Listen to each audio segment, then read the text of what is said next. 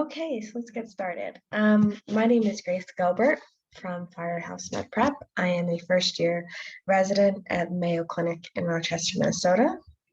I have been making schedules for SGU for 4 years now, going on 5 years, and have had success with a lot of students using these. Over 4,000 students in every term use the schedules. And so I wanted to kind of introduce them to you guys on your first week of medical school, kind of introduce you to some of the resources you'll need, give you some general advice, and hopefully get you well on your way to being successful here. So I know that this first week is full of orientations and talks, and you're going to hear a lot of advice from a lot of people. So if you're tired of hearing that, you can skip ahead. I'll put below the time where I actually start going over the schedules. But for now, I'll just give you my general advice on med school and how to be successful. So one of the common misconceptions I get from students when I meet them in person is that I'm just really smart and I'm a really great student and I know how to study, and all of this came really naturally, which is very, very far from the truth.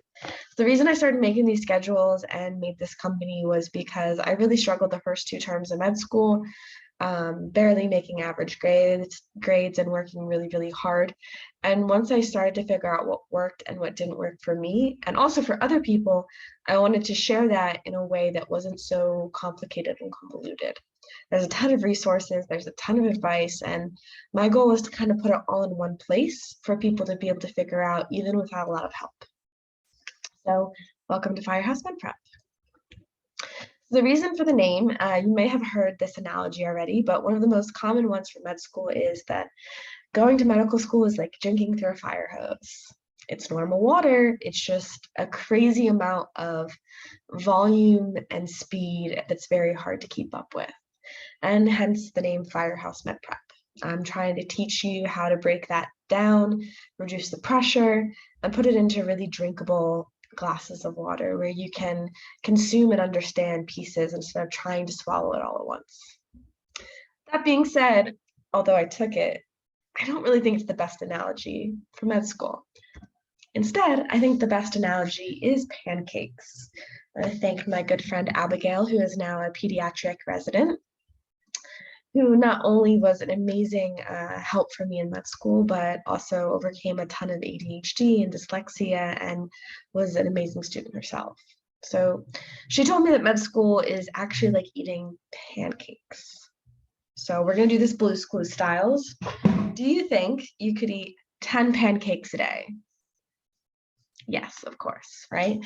If I said, all right, you need to eat 10 pancakes a day, you'd be like, all right, I'll eat 4 for breakfast, 3 for lunch, and then I'll have like 2 later on or whatever. No problem.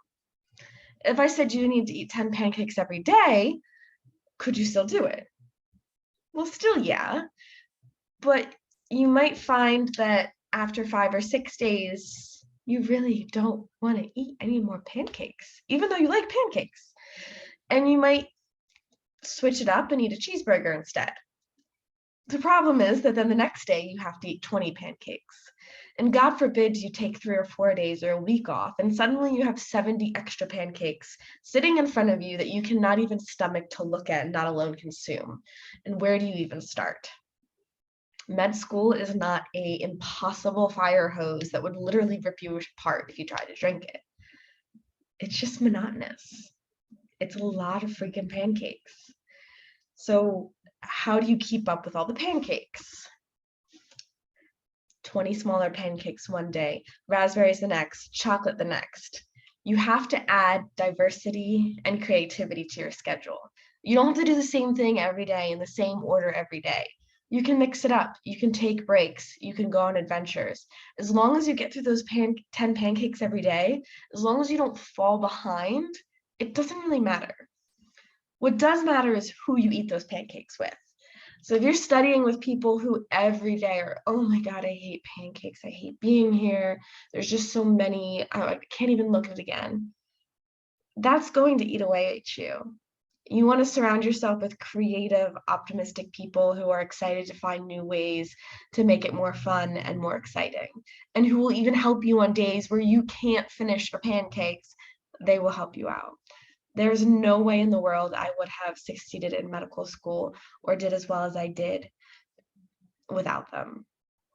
Thanks to my peers and the people who helped me study.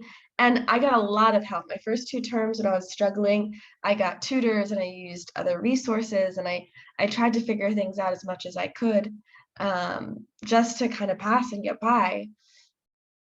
That really helped me succeed and learn what I needed to so that I could graduate in the top 10% of our class and then be in the top 10% of board scores when I took step 1.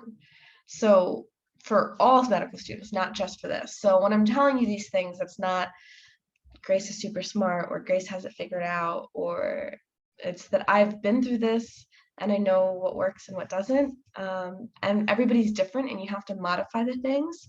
But I hope that some of my experiences can help you guys kind of figure it out a little bit. Okay, so what didn't work? So when I started in term 1, I started on this side. Everyone told me, all the studies say don't rewrite every lecture. Guess what I did anyway? I rewrote every lecture because that's what worked for me in undergrad.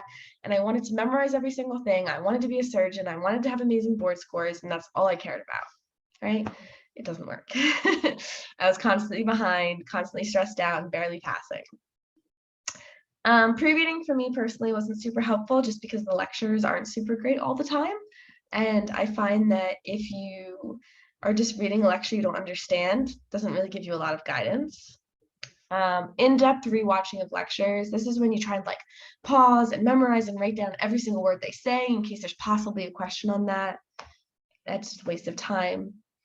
Passive rereading of the lectures. So I have a lot of friends who would read the lectures 2 or 3 times and friends who would read them 15 to 20 times. Both are fine.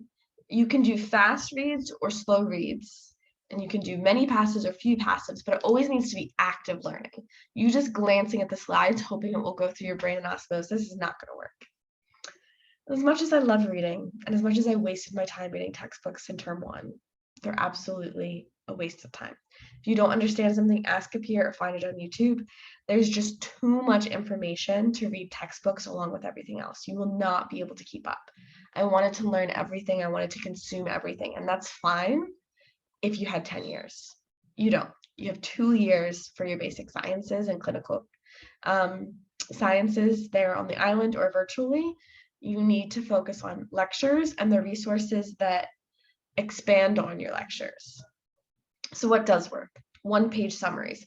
I'm going to post a video on how to do 1-page summaries on your homeostasis lecture and probably on another lecture as well. Studying with groups or partners.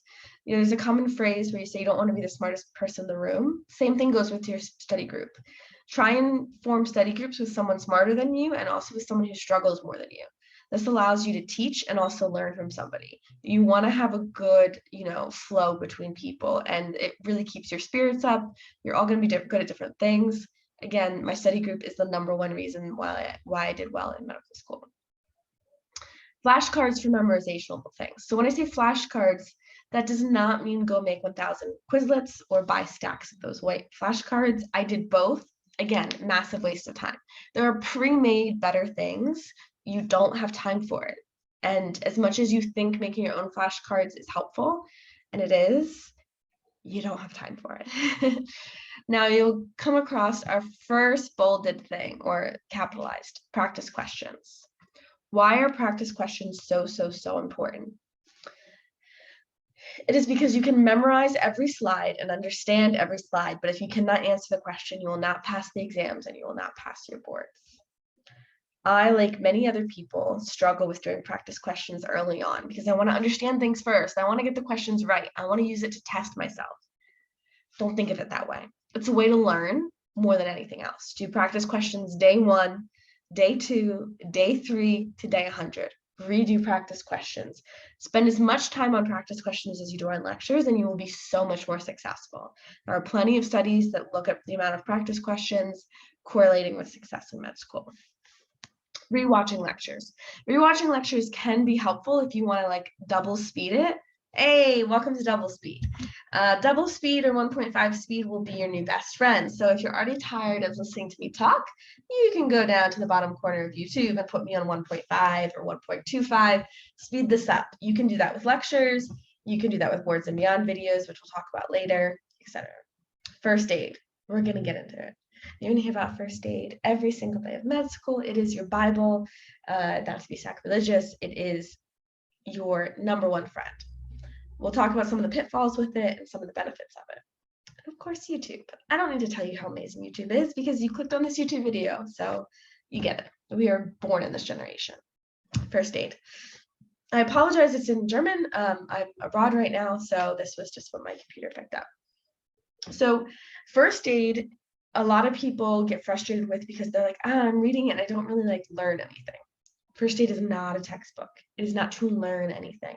It is pre-made, condensed study guides.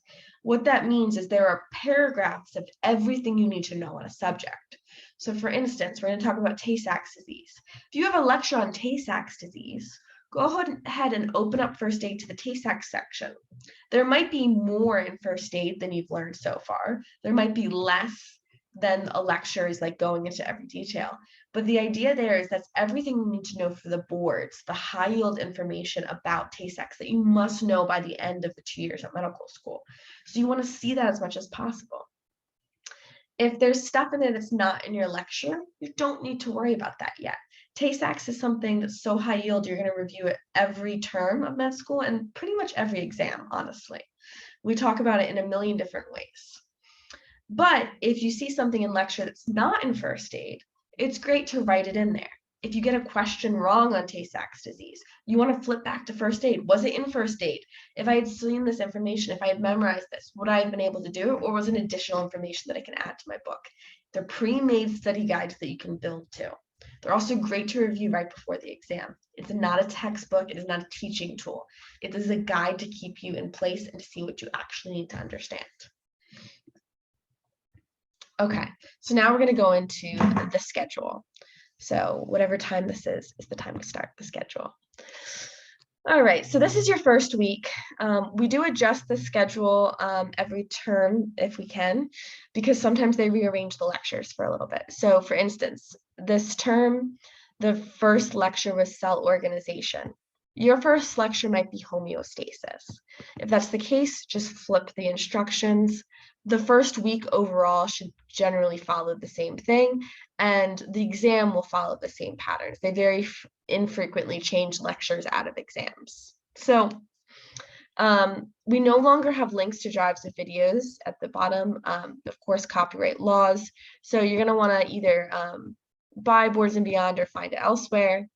So the videos here are the videos you're going to want to watch before the lectures or immediately after the lectures. I personally think it's way more helpful to watch it before. You can make that decision. Your first aid pages, this is based on the 2020 version. It's usually the same. Sometimes it's one page off, but you'll be able to tell, if page 46 doesn't have anything on cell organization, it's probably page 45. Tasks, this is usually practice questions or things that you need to review. And Anki is a flashcard pre-made service that is free and that you will be seeing a lot of. I'm also going to be making intro videos on how to use Anki in your first term. Okay, so day one, cell organization. So you're going to watch a Boards and Beyond video. It's called Cell Structure. I think it's about 15 minutes. You're going to watch a picturize video on Tay-Sachs. So let me introduce you a little bit to Boards and Beyond. Boards and Beyond here is the #1 video resource used for step studying. You can ask any person who's graduated from med school in the past 10 years. They watched every Boards and Beyond video for the most part. It is about $300 for 2 years. You're already spending $300,000 at SGU, so what's 300 more? I think it's 100% worth it, or find it elsewhere. Again, I'm not recommending that. The videos, I'll show you just one. This isn't on the same topic, but you can see they're very lecture-based slides, but he's a really amazing teacher and he breaks things down. He will likely talk about things in more expansive volume than what you need to know for your exam. That's fine, okay? The idea is you're going to watch this video the first time in term 1, and then you're going to build on it in term 2, and you're going to watch it a third time in term 4. Your goal is not to memorize everything in this video. It's to take this video and compare it to your lecture and say, This boards prep video talked a lot about microtubules. My lecture talked a lot about microtubules. First aid on page 46 really emphasized microtubules. These microtubules and these details that all three have must be really important, okay? The only things you want to memorize are what's in your lecture for this point. But what you want to pay attention to are what are in your boards and beyond videos, your first aid, and etc. Okay. We also have a list of all the boards and beyond videos that you're going to finish this term and what week you'll be doing them. Also, if you go down here to boards and beyond, there's a boards and beyond tracker where you can watch over the 5 terms and keep track of how many times you've watched each video. So that by term 5, or when you start your dedicated period, which is the 6 to 10 weeks before you take step 1, then you can be like, okay, I've watched this video 4 times. I've only watched this one once. I wonder why, right? And you can also keep the dates and schedules and follow all of that. So I highly recommend keeping track, keeping organized. If you can start these simple things now, it's going to make your life much earlier in the future. I am going to pause right now and talk about step 1. So you have likely heard that step 1 is super important for IMGs, and 2, just kidding, step 1 is pass fail now, it doesn't matter anymore. So it does still matter. It's still really hard to pass step 1. It's not an easy exam. I have dozens of students every term coming to me asking for tutoring and help because they've spent 3, 6, 10, even a year or 12 months trying to pass it and they still can't. That's not the average student, but it does happen a lot. Additionally, step 2, which is now going to matter a massive amount for IMGs, includes all the same stuff as step 1. So when I'm saying, oh, you need to study this for step 1, you also need to study it for step 2. And ultimately, your score depends a lot on what type of residency you'll get. So if you want to wait until term 5 to start studying for step 1, probably not your best bet. If you want to wait until the clinical years to start studying for step 2, you'd have to make up 3 years worth of work instead of just starting now. And when you learn cell organization, learn it like you're learning it for step, and you'll build on it all the way. Okay. Also, the cell structure video is way better than our lecture, so that helps too, and which is why I would watch it first.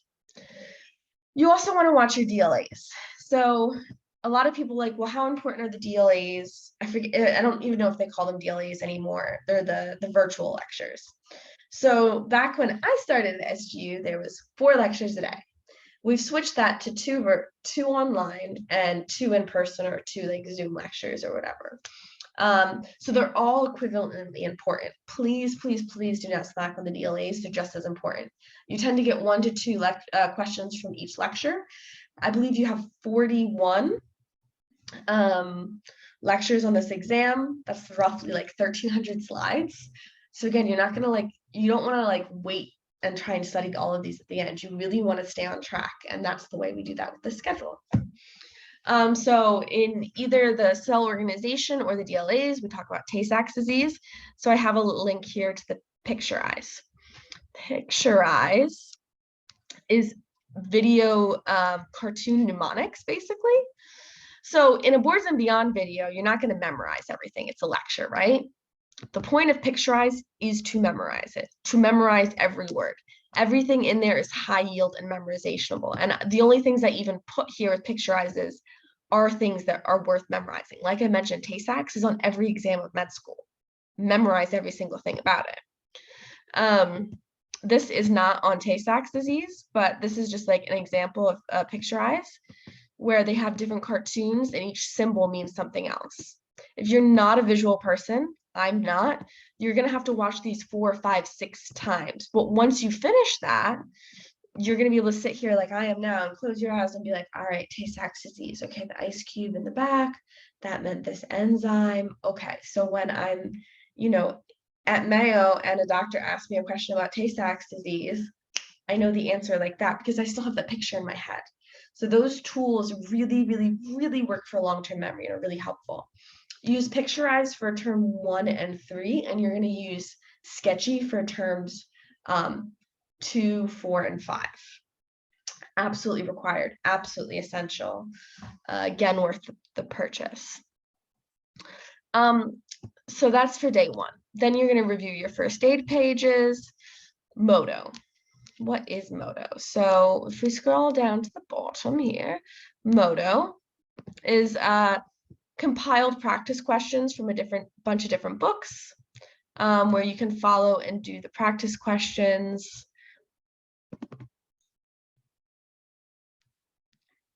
In a really simple format.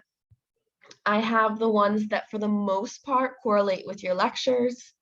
So for the first day, it's question 8 through 37. And you're going to do the Moto's questions every day. Again, you don't want to wait to do questions. You want to start from the very beginning and learn from them. Use them as a resource, not an assessment.